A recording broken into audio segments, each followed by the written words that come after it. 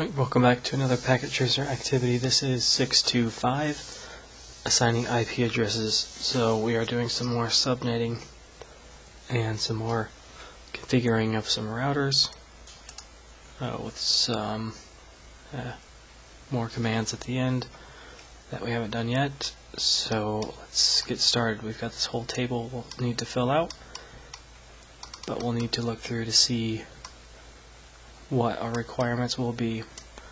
So we have three LANs here, R2, R3, and R4 connected to R1. So the R2 LAN needs 8,000 IP addresses, the R3 needs 1,000, the R4 needs 250, and then they just needed an address each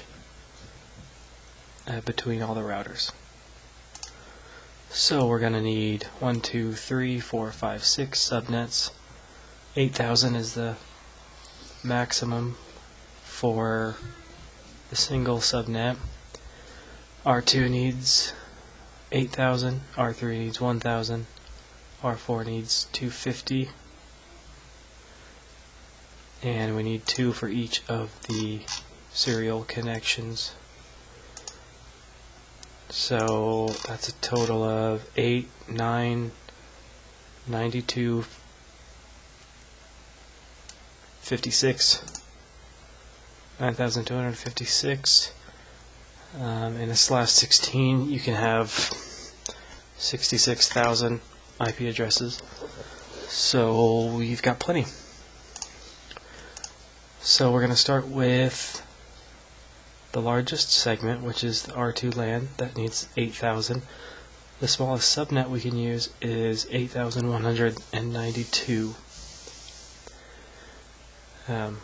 To meet that requirement, and that is a /19. Alright, so now that we know what we're going after in here, we can bring up my addressing sheet.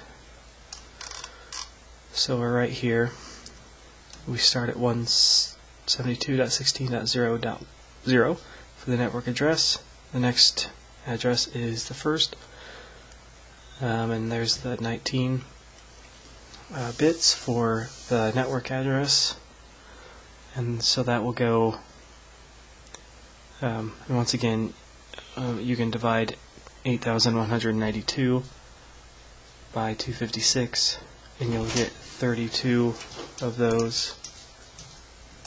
So you know that you'll increase this third octet 32 times. So 0 to 31 is 32, and so that is 8,192 addresses for R2. And we'll go down, and the next one we're looking at is R3. It needed 1,000 addresses, so the smallest one you can get is 1,024, and that's a /22.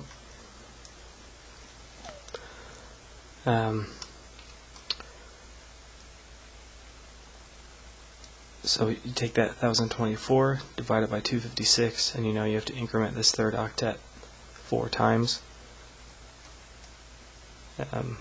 So it goes from 32 to 35, which is 4 of those.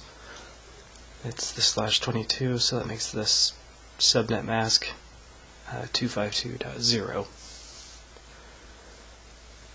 You're only taking 2 bits away from this octet for the network address, so you just take off 4.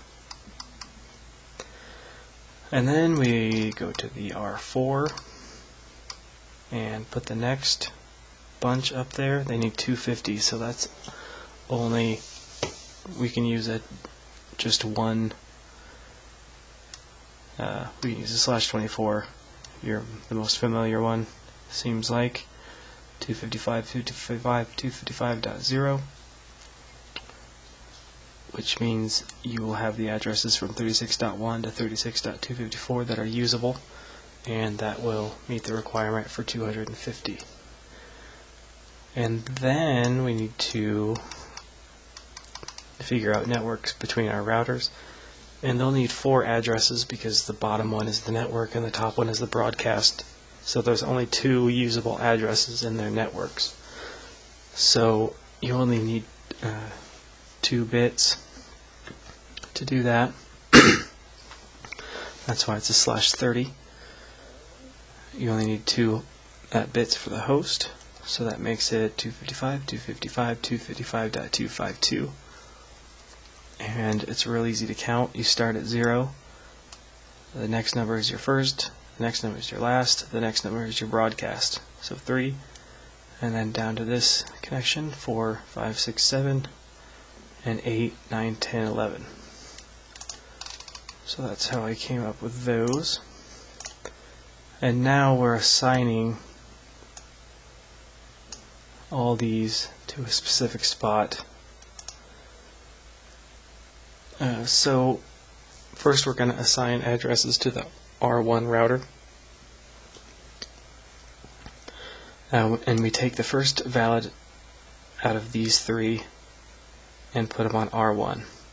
So the .1, the .5, and the .9 is where we put those. .5 and .9 right there. And then for R2, the first valid of the R2 LAN. So here's the R2 IP address that connects to the LAN, and then the other address here that connects the R1 and R2. So there's only 2 of them, so it's pretty easy to figure out. Same thing for R3, first valid in the LAN, and then the other address on the /30 network. Same thing with R4, first on the LAN, the other address on the /30. And then once we start assigning all the hosts, you just start with the second address of the LAN, and there's host A, host B, and then it goes printer, and then host C, host D, and you just go 2, 3, 4, 5, 6. So it's pretty simple. 2, 3, 4, 5, 6, and they're all the same like that. Just their third octet is different depending on where that LAN started. Subnet masks match the LANs, and then the default gateways are all their respective routers. So R2 has, or the R2 hosts have R2 as their default gateway. Same with R3 and same with R4. Alright, so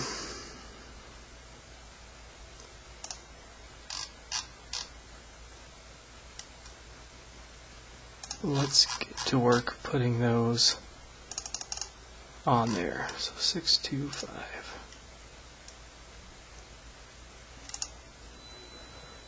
And so here is our script that I made to get those on here.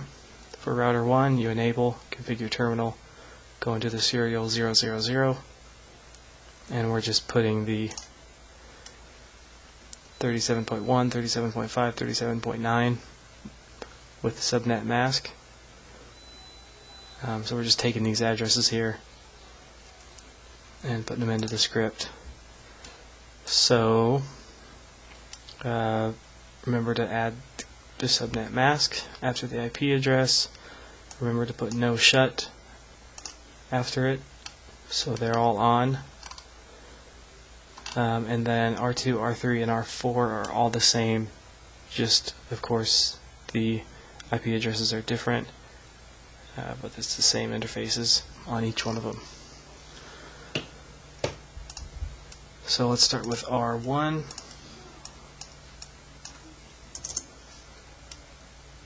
We can just copy all of this.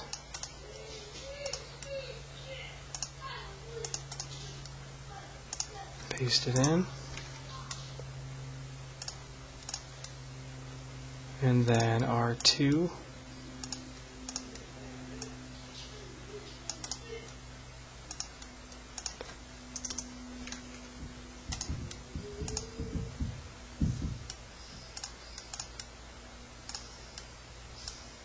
and R3.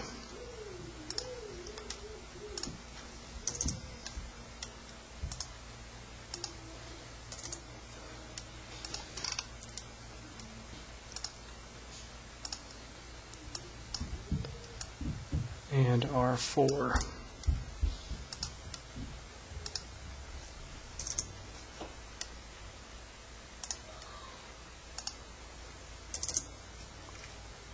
Alright, so we've got all our routers configured. Now we need to go through each one of these and configure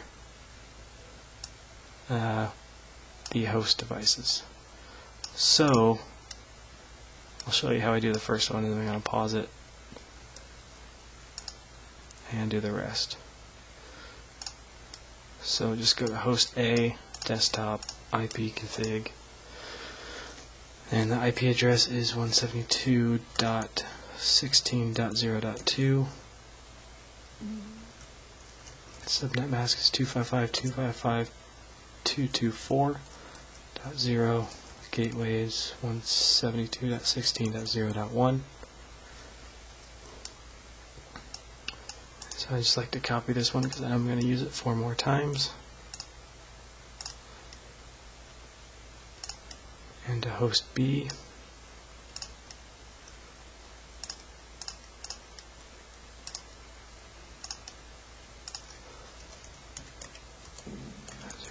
.3 subnet mask.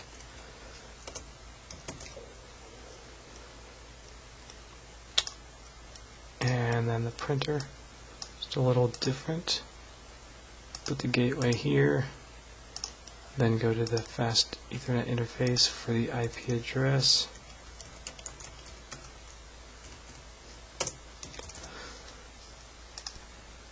Invalid mask. Whoops. Whoa.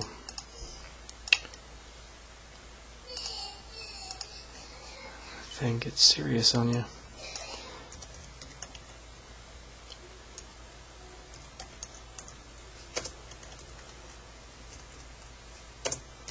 Do 2.4. Alright, so I'm just going to pause this and finish up configuring these hosts. Alright, so I've got everything configured with all correct. So you can try to test connectivity by pinging the default gateways.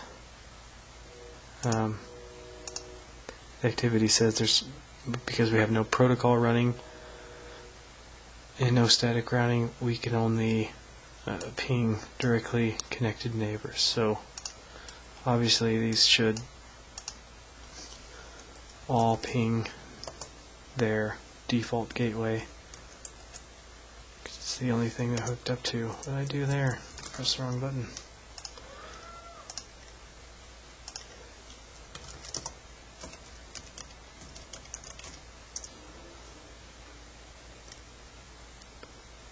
So there you go.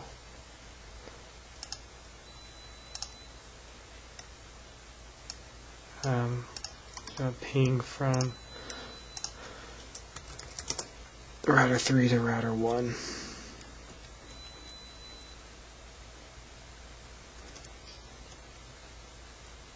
So it's attached to 37.5.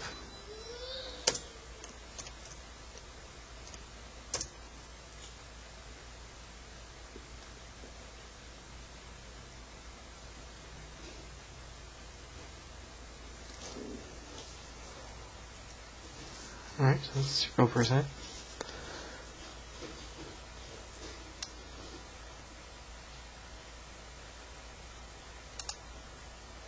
Oh, it's 000. 37.1.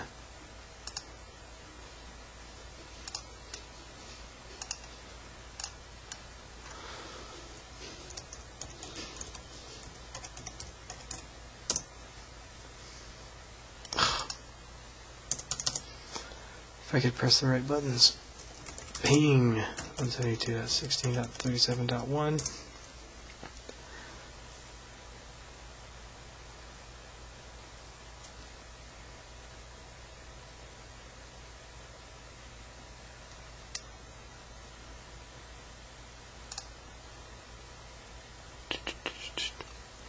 Well, I guess they won't ping because they don't have a default gateway.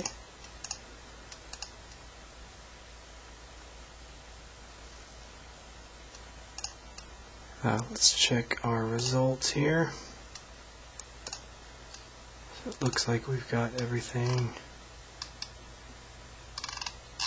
going here, 100%, looks good.